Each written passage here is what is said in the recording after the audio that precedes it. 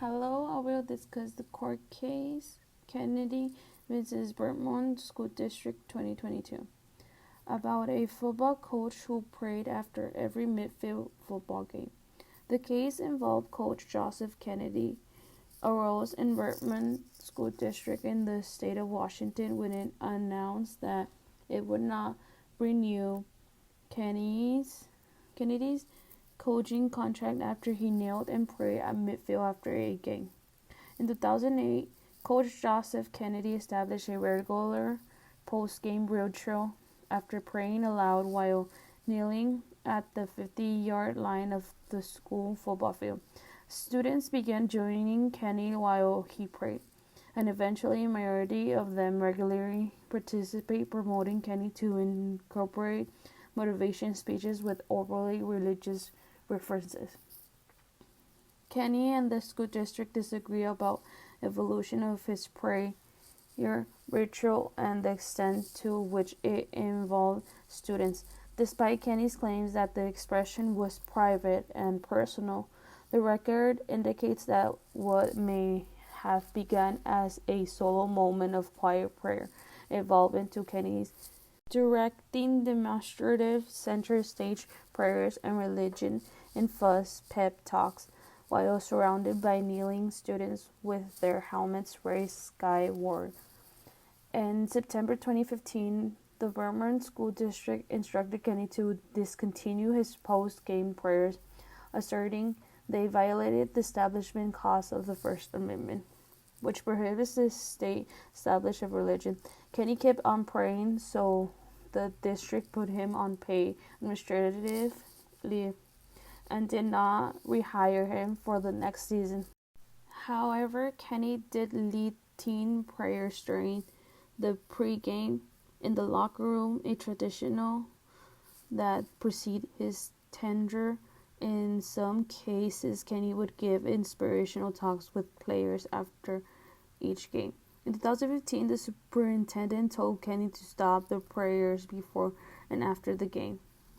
Kenny argued but asked if he could continue his religion's prayer alone after the game.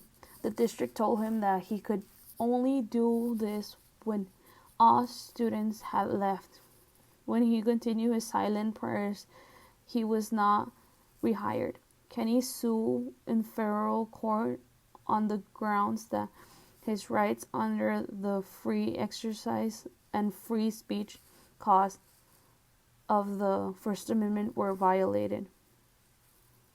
The school argued that the actions violate the Establishment Clause of the Constitution. The case went all the way to the U.S. Supreme Court. In a 6-3 decision, the Supreme Court ruled that Kenny's rights under the free speech and free exercise clause were violated. The court ruled that his private prayers were not held in front of captive audience and not publicly broadcast. The court also ruled that the established clause does not bar people from private religion expression.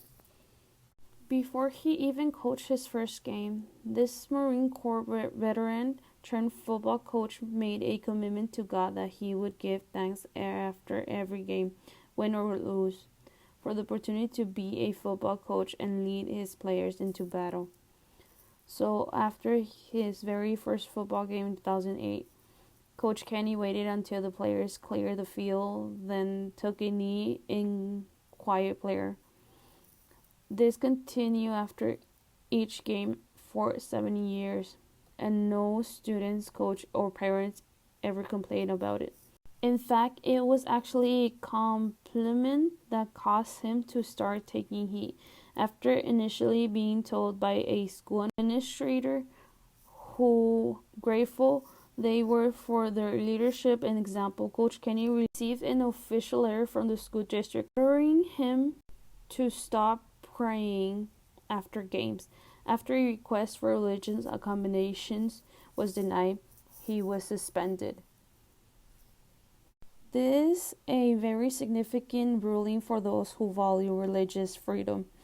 Conservatives especially those that have pushed this court to embrace a broader approach to religious liberty, particularly speaking as they're at the top.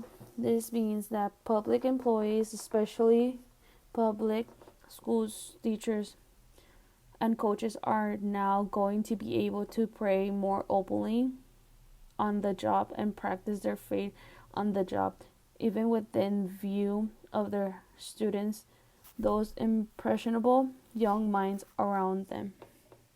If there's someone who knows how to fight for what you believe in, it's Coach Joe.